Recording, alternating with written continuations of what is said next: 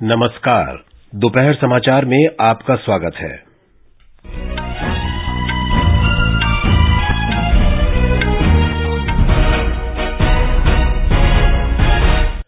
विश्व पर्यावरण दिवस पर प्रधानमंत्री नरेंद्र मोदी ने कहा, भारत जलवायु परिवर्तन और पर्यावरण संरक्षण के क्षेत्र में एक स्पष्ट रोड मैप के साथ आगे बढ़ रहा है।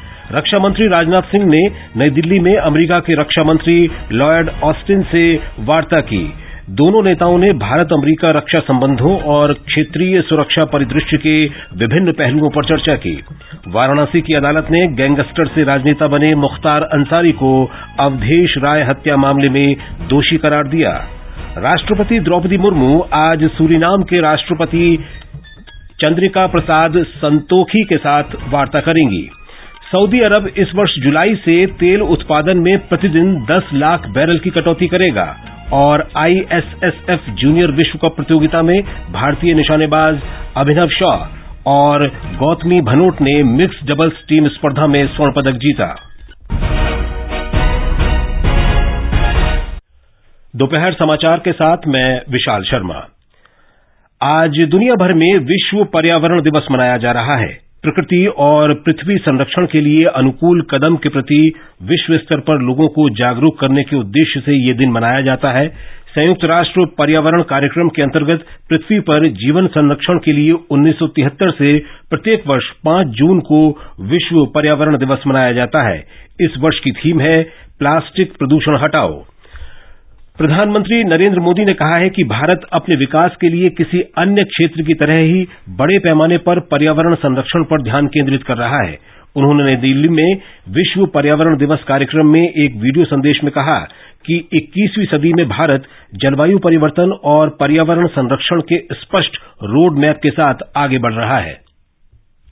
पर्यावरण को लेकर बस ये सोच थी, पहले हम अपने देश का विकास कर लें, फिर बाद में पर्यावरण की भी चिंता करेंगे। इससे ऐसे देशों में विकास के लक्ष्य तो हासिल कर लिए गए, लेकिन पूरे विश्व के पर्यावरण को उनके विकसित होने की कीमत चुकानी पड़ी। आज भी दुनिया के विकासशील और गरीब देश कुछ विकसित देशों की गलत नीतियों का नुकसान उठा रहे हैं। कोई देश नहीं था। मुझे खुशी है कि आज भारत ने ऐसे हर देश के सामने क्लाइमेट जस्टिस का सवाल उठाया है। प्रधानमंत्री ने कहा कि उन्नत देशों के विकास का मॉडल लंबे समय तक विरोधाभासी रहा है और इसी मॉडल के अंतर्गत इन देशों की सोच पर्यावरण संरक्षण से पहले स्वयं का विकास करने की रही है। इस अवसर पर केंद्रीय पर्यावरण, वन और जलवायु परिवर्तन मंत्री भूपेंद्र यादव ने कहा कि धरती पर रहने के लिए पर्यावरण अनुकूल जीवन शैली अपनाने की आवश्यकता है।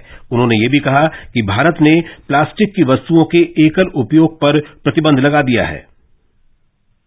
प्रधानमंत्री जी के द्वारा जब ग्लासगो में मिशन लाइफ का पूरा विषय दुनिया के सामने रखा गया, उसको COP27 में शर्म एल शेख के कवर डिसीजन में स्वीकार किया गया। 2022 में प्लास्टिक को सिंगल यूज को पूरी तरीके से प्रतिबंधित किया और आज पूरी दुनिया वर्ल्ड एनवायरमेंट डे पे बीट द प्लास्टिक इस थीम पे कार्यक्रम आयोजित कर रहा है। भारत माननीय प्रधानमंत्री जी के नेतृत्व में काफी आगे कार्रवाई कर चुका है। आयोजन के दौरान अमृत धरोहर कार्यान्वयन रणनीति और mangrove initiative for shoreline habitats and tangible income का शुभारंभ किया गया। इलेक्ट्रिक वाहन आज ग्रीन हाउस गैस उत्सर्जन और वायु प्रदूषण को कम करके हरित विकास को बढ़ाने में महत्वपूर्ण भूमिका निभा रहे हैं। दुनिया इलेक्ट्रिक वाहनों को आधुनिक परिवहन के नए साधन के रूप में अपना रही है। एक रिपोर्ट। इसे ध्यान में रखते हुए गुजरात सरकार अपनी इलेक्ट्रिक वाहन नीति में कई प्रोत्साहन प्रदान करके इन चुनौतियों का मुकाबला करने के लिए इलेक्ट्रिक वाहनों के उपयोग को बढ़ावा दे रही है। राज्य सरकार ने 2021 में गुजरात को इलेक्ट्रिक वाहनों और उससे संबंधित उद्योगों के लिए एक विनिर्माण केंद्र बनाने के उद्देश्य से गुजरात राज्य इलेक्ट्रिक वाहन नीति शुरू की। ईवी नीति के लॉन्च के पहले केवल 7,240 इलेक्ट्रिक वाहन पंजीकृत थे। ईवी नीति के कार्यान्वयन के साथ राज्य ने पंजीकरण में 1,475% की बड़ी छलांग देखी है। गुजरात में पंजीकृत ईवी की कुल संख्या अब 1,18,086 है। पिछले 5 महीनों से हर महीने करीब 8,858 इलेक्ट्रिक वाहन का पंजीकरण हो रहा है। भरत देवमणि, आकाशवाणी समाचार, अहमदाबाद। आकाशवाणी का समाचार सेवा प्रभाग हिंदी और अंग्रेजी में लाइव फोन इन कार्यक्रम पब्लिक स्पीक में आज रात 9:30 बजे राष्ट्रीय सौर ऊर्जा संस्थान के पूर्व महानिदेशक अरुण त्रिपाठी के साथ दैनिक जीवन में सौर ऊर्जा का महत्व और इसके पर्यावरणीय लाभों पर विशेष चर्चा प्रसारित करेगा। कार्यक्रम के दौरान टेलीफोन नंबर 011-2371-7106 और 011-2331-4444 पर फोन कर श्रोता विशेषज्ञों से सौर ऊर्जा क्षमता, दैनिक जीवन में उपयोग, सरकारी योजना और सौर ऊर्जा से संबंधित प्रश्न पूछ सकते हैं। ये कार्यक्रम FM गोल्ड और अतिरिक्त मीटरों पर सुना जा सकता है। ये हमारी वेबसाइट newsonair.gov.in और हमारे YouTube channel news on AIR official पर भी उपलब्ध रहेगा। ये समाचार हमारी वेबसाइट newsonair.com/hindi और हमारे mobile app news on AIR पर भी उपलब्ध हैं। दोपहर समाचार में आपका फिर स्वागत है। रक्षा मंत्री राजनाथ सिंह ने आज नई दिल्ली में अमेरिका के रक्षा मंत्री लॉयड ऑस्टिन से द्विपक्षीय वार्ता की। दोनों नेताओं के बीच बैठक रणनीतिक हितों की एकरूपता और सुरक्षा सहयोग में वृद्धि सहित कई क्षेत्रों में रक्षा सहयोग बढ़ाने पर केंद्रित रही। एक ट्वीट में श्री सिंह ने इस बात पर बल दिया कि भारत अमेरिका साझेदारी एक स्वतंत्र, खुले और नियम आधारित हिंद प्रशांत क्षेत्र को सुनिश्चित करने के लिए महत्वपूर्ण है। उन्होंने कहा कि भारत क्षमता निर्माण और अपनी रणनीतिक साझेदारी को और मजबूत करने के लिए सभी क्षेत्रों में अमेरिका के साथ मिलकर काम करने की उम्मीद कर रहा है।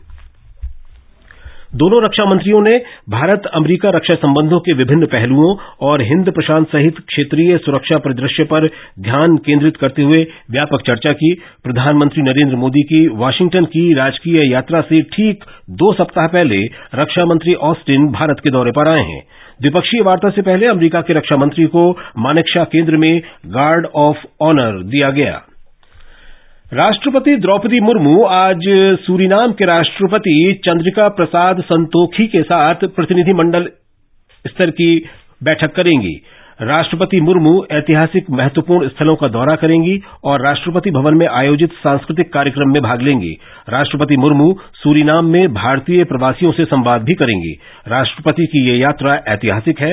राष्ट्रपति सूरीनाम में भारतीयों के आगमन की 150वीं वर्षगांठ के समारोह में मुख्य अतिथि होंगी। एक रिपोर्ट। भारत सूरीनाम संबंध मैत्रीपूर्ण है और सूरीनाम में बड़ी संख्या में भारतीय प्रवासियों के होने के कारण विशेष महत्व रखते हैं, जिन्होंने भारत से चली आ रही रीति रिवाजों और परंपराओं को अभी तक संरक्षित रखा है। राष्ट्रपति द्रौपदी मुर्मू की सूरीनाम यात्रा न केवल वैश्विक मंच पर भारत के बढ़ते कद को उजागर करती है, बल्कि भारत सरकार द्वारा दुनिया भर में अपने प्रवासी भारतीयों को दिए गए महत्व को भी रेखांकित करती है। आकाशवाणी समाचार से हिमानी राणा। सेनाध्यक्ष जनरल मनोज पांडे आज से बांग्लादेश के 2 दिवसीय यात्रा पर रवाना हो गए हैं। अपनी बांग्लादेश यात्रा के दौरान सेना प्रमुख बांग्लादेश के वरिष्ठ सैन्य नेतृत्व से मुलाकात करेंगे, जहां वे भारत बांग्लादेश रक्षा संबंधों को और बढ़ाने के तरीकों पर चर्चा करेंगे। गैंगस्टर से राजनेता बने मुख्तार अंसारी को उत्तर प्रदेश के वाराणसी न्यायालय ने 1991 में अवधेश राय हत्या मामले में दोषी ठहराया है। अगस्त 1991 में कांग्रेस नेता और विधायक अजय राय के भाई अवधेश राय को वाराणसी में अजय राय के घर के बाहर गोली मार दी गई थी। अजय राय ने मुख्तार अंसारी, भीम सिंह और पूर्व विधायक अब्दुल कलीम के खिलाफ FIR दर्ज कराई थी। इस वर्ष अप्रैल में गाजीपुर के सांसद तथा विधायक न्यायालय ने मुख्तार अंसारी को 2005 में भाजपा विधायक कृष्णानंद राय के अपहरण और हत्या मामले में सजा सुनाई थी। मुख्तार अंसारी को 10 वर्ष की जेल और 5 लाख रुपए का जुर्माना लगाया गया था। मुख्तार अंसारी पर अपहरण और हत्या समेत कई आपराधिक मामले दर्ज हैं। रेलवे सुरक्षा आयुक्त शैलेश कुमार पाठक ने ओडिशा के बाहानगा स्टेशन जाकर सिग्नल और नियंत्रण कक्ष का दौरा किया। श्री पाठक ने कहा कि जांच चल रही है और जांच के बाद ही दुर्घटना के वास्तविक कारण का पता चल पाएगा। सूत्रों के अनुसार बाहानगा बाजार के सहायक स्टेशन मास्टर से कई घंटों तक इस मामले में पूछताछ की गई। रेल मंत्री अश्विनी वैष्णव ने कहा कि जांच से दुर्घटना के मूल कारण का पता लगाने में सहायता मिलेगी। उन्होंने कहा कि इलेक्ट्रॉनिक इंटरलॉक में परिवर्तन के कारण ये रेल दुर्घटना हुई। इस बीच दुर्घटना के 51 घंटों बाद बाहानगा रेल दुर्घटना स्थल पर कोलकाता और चेन्नई के बीच सेवा बहाल कर रेल आवागमन दोबारा शुरू किया गया है। ब्यौरा हमारे संवाददाता से। डाउन लाइन बहाल होने के मात्र 2 घंटे बाद ही अप लाइन भी बहाल हो गई है। ट्रेन सेवाओं के परिचालन को शुरू करना दुखद दुर्घटना के बाद बहाली की दिशा में एक महत्वपूर्ण कदम है। रेलवे सूत्रों ने बताया कि हावड़ा पुरी वंदे भारत एक्सप्रेस सहित लंबी दूरी की ट्रेनें बाहनगा से होकर गुजरती हैं। रेलवे ने ट्रेन हादसे की वजह से प्रभावित हुई पटरियों पर यात्री ट्रेनें चलानी शुरू कर दी हैं। रेल मंत्री अश्विनी वैष्णव ने सेवाओं को बहाल करने के लिए अथक प्रयास करने वालों की सराहना की है। SN पटनायक की रिपोर्ट के साथ समाचार कक्ष से मैं आर्यम पांडे। केंद्र की नरेंद्र मोदी सरकार ने पिछले महीने अपने कार्यकाल के 9 वर्ष पूरे कर लिए। इन वर्षों में राष्ट्रीय जनतांत्रिक गठबंधन सरकार की उपलब्धियों के बारे में आकाशवाणी समाचार विशेष श्रृंखला प्रसारित कर रहा है। आज हम जानकारी दे रहे हैं भारत में रक्षा क्षेत्र में स्टार्टअप्स द्वारा उठाए गए व्यापक कदम। दशकों तक रक्षा उपकरणों का आयात करने वाला भारत अब 75 देशों को रक्षा उपकरणों का निर्यात कर रहा है। पिछले 5 वर्षों में देश के रक्षा निर्यात में 6 गुना बढ़ोतरी हुई है, जिस कारण देश का रक्षा निर्यात $1.5 अरब से अधिक हो गया है। बेंगलुरु में कार्यरत सिंगापुर स्थित एशियाई रक्षा प्रौद्योगिकी और एशियाई एयरलाइंस तथा एरोस्पेस पत्रिका के प्रौद्योगिकी संपादक अतुल चंद्रा ने भारत में रक्षा क्षेत्र में स्टार्टअप्स की व्यापक वृद्धि के बारे में बात कही। One of the crowning achievements of Prime Minister Narendra Modi's government in the defense sector these past 9 years has been the dramatic increase in defense exports. The value of Indian defense exports in FY 22-23 reached an all-time high of rupees 15,920 crore, an increase of 10 times as compared to defense exports worth rupees 1,521 crore in FY 16-17. Indian missions abroad are actively promoting our defense products, with our defense attaches playing a key role in helping Indian firms build defense partnerships abroad, and this has been especially helpful for Indian startups in the defense sector. शिक्षा मंत्रालय ने वर्ष 2023 के लिए राष्ट्रीय संस्थागत ranking framework की आज घोषणा की। भारतीय प्रौद्योगिकी संस्थान मद्रास को सभी वर्गों में सर्वोत्तम शिक्षण संस्थान घोषित किया गया।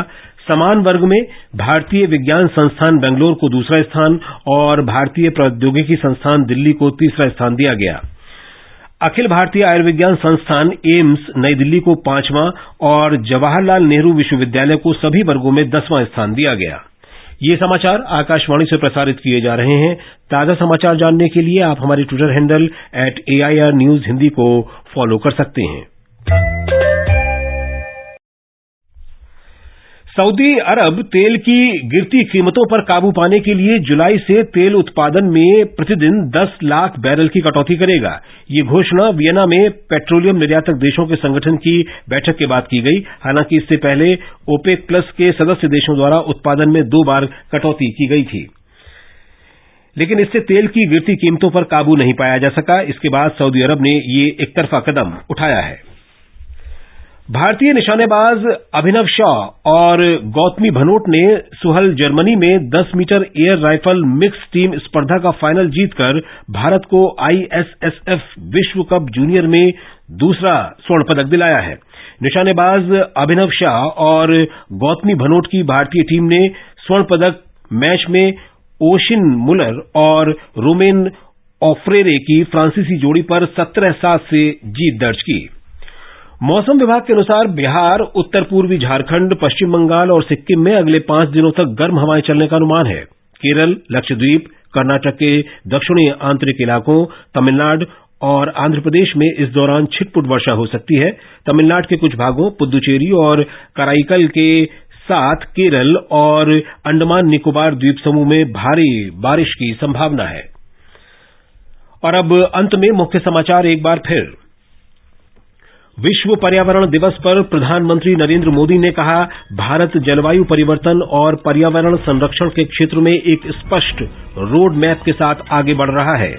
रक्षा मंत्री राजनाथ सिंह ने नई दिल्ली में अमेरिका के रक्षा मंत्री लॉयड ऑस्टिन से वार्ता की। दोनों नेताओं ने भारत अमेरिका रक्षा संबंधों और क्षेत्रीय सुरक्षा परिदृश्य के विभिन्न पहलुओं पर चर्चा की। वाराणसी की अदालत ने गैंगस्टर से राजनेता बने मुख्तार अंसारी को अवधेश राय हत्या मामले में दोषी करार दिया और उम्र कैद की सजा सुनाई। राष्ट्रपति द्रौपदी मुर्मू आज सूरीनाम के राष्ट्रपति चंद्रिका प्रसाद संतोखी के साथ वार्ता करेंगी। सऊदी अरब इस वर्ष जुलाई से तेल उत्पादन में प्रतिदिन 10 लाख बैरल की कटौती करेगा और ISSF जूनियर विश्व कप प्रतियोगिता में भारतीय निशानेबाज अभिनव शाह और गौतमी भनोट ने मिक्स डबल्स टीम स्पर्धा में स्वर्ण पदक जीता। इसके साथ ही दोपहर समाचार का ये अंक समाप्त हुआ। नमस्कार।